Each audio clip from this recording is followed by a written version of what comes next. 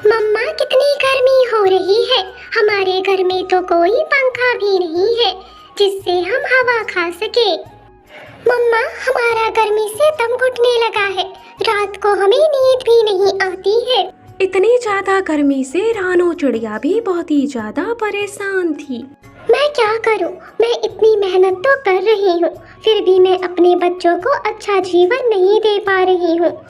काश मेरे पास इतने पैसे होते कि मैं अपने बच्चों को एक अच्छा जीवन दे पाती। रानो चिड़िया जंगल की सबसे गरीब चिड़िया थी। वो किसी तरह मेहनत मजदूरी करके अपने बच्चों का पेट पालती थी। अरे रानो चिड़िया, तुम अपने बच्चों को इतनी गर्मी में क्यों मार रही हो? एक तो तुम्हारा घर बहुत ही पुराना और टूटा फूटा है, और तो तुम्हारे घर में एक पंखा भी नहीं है। हाँ हाँ रानो चिड़िया, इस गर्मी ने तो हम बड़ों को परेशान कर दिया है। तुम्हारे बच्चे तो अभी बहुत छोटे हैं। मैं भी चाहती हूँ कि मैं अपने बच्चों को अच्छा जीवन दे पाऊँ, लेकिन मैं इतना ही कमा पाती हूँ जिससे मेरे घर का गुजारा हो पाता है। अरे रानो चिड़िया, तो अपने बच्चों को भी काम पर लगाओ ना। अपनी बेटी गुड़िया को मेरे घर भेज दो झाड़ू पोछा करने को। बहुत अच्छे पैसे दूंगी मैं। क्या गौरी, मेरी बेटी कोई नौकरानी है? हम गरीब हैं, इसका मतलब ये नहीं है कि मेरी बेटी तुम्हारे घर काम करेगी। अरे अरे पक्षियों, जरा देखो रानो चिड़िया की बातों को। दुकान पकौड़ों की और बातें करोड़ों की। क्या बुरा कहा मेरी गौरी ने? मेरी गौरी ने तुम्हारा भला ही सोचा। जाओ जाओ रानो चिड़िया, खुद भी मरो गर्मी में और अपने बच्चों को भी मारो गर्मी में। इस तरह कालू गौरी रानो चिड़िया की गरीबी का बहुत ही ज्यादा मजाक उड़ाते हैं। खुद तो अपने बंद घर में एसी में रहते हैं और रानो चिड़िया का मजाक उड़ाते हैं। हे भगवान, मैं क्या करूं? मैं इतनी मेहनत करने के बाद भी अपने बच्चों को एक अच्छा जीवन नहीं दे पा रही हूं। जंगल के सारे पक्षी मेरे बच्चों का मजाक उड़ाते हैं। रानो चिड़िया बहुत ही ज्यादा रो रही थी, ये सोचकर कि जंगल के सारे पक्षी उसकी गरीबी का मजाक उड़ाते हैं। अगले दिन सुबह जंगल में एक मटका बेचने वाला पक्षी आता है। मटके ले लो, मटके ले लो, गर्मी में मटके का ठंडा ठंडा पानी पियो। मटके ले लो, मटके ले लो। तभी वहाँ पर गुड़िया आती है और उससे कहती है, अंकल अंकल, क्या इतनी गर्मी में भी इस मटके में पानी ठंडा रहता है? हाँ बेटा, कितनी भी तेज गर्मी पड़े, इस मटके में पानी बहुत ही ज्यादा ठंडा रहता है। मैं ऐसा करती हूँ, जो भी मैंने पैसे जमा किए हैं उनके मैं ये मटके ले लेती हूँ।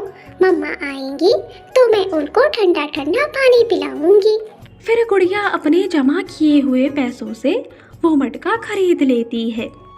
रानो चिड़िया जब घर आती है तो गुड़िया उसे ठंडे मटके का पानी देती है। अरे गुड़िया बेटा, इतना ठंडा पानी कहाँ से लेकर आई हो? मम्मा, मैं किसी से मांग कर नहीं लाई हूँ। ये ठंडा मटके का पानी है। मैंने जो पैसे जमा किए थे उसी से मैंने मटके खरीदे। रानो चिड़िया के दिमाग में एक फिर आइडिया आता है। फिर रानो चिड़िया मिट्टी वाले के पास जाती है और उससे मिट्टी उधार खरीदने की बात करती है। पक्षी जी, मुझे मिट्टी उधार दे दो। जैसे ही मेरे पास पैसे होंगे मैं आपको वैसे ही लौटा दूंगी। वैसे मैं उधार किसी को देता नहीं हूँ। तुम ईमानदार पक्षी हो, इसीलिए तुम्हें उधार दे रहा हूँ। टाइम पर लौटा देना। फिर रानो चिड़िया मिट्टी वाले से मिट्टी खरीद लाती है और उस मिट्टी से एक मिट्टी का बड़ा सा मटका बनाती है। बच्चों, आज से हम इसी के अंदर रहेंगे और हमें तब गर्मी नहीं लगेगी। मम्मा, लेकिन हम इसके अंदर जाएंगे कैसे? गुड़िया बेटा, इसमें अभी दरवाजा बनाना बाकी है। मैं अभी तुरंत बना देती हूँ। फिर रानो चिड़िया उसमें जाने का रास्ता भी बना देती है। एक दिन वो उसका घर पूरा धूप में सूखता है। एक दिन बाद मटके का घर पूरी तरह से मजबूत हो जाता है। अरे वाह मम्मा, ये मटके का घर तो बहुत ही अच्छा है।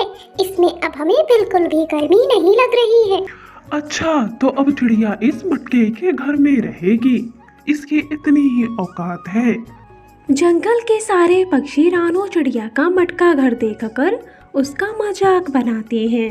उसी रात जंगल में बहुत ही तेज आंधी तूफान और बारिश आता है और उन सारे अमीर पक्षियों का घर टूट जाता है, लेकिन रानू चिड़िया का घर नहीं टूटता। इस तरह उन अमीर पक्षियों का घमंड भी टूट जाता है।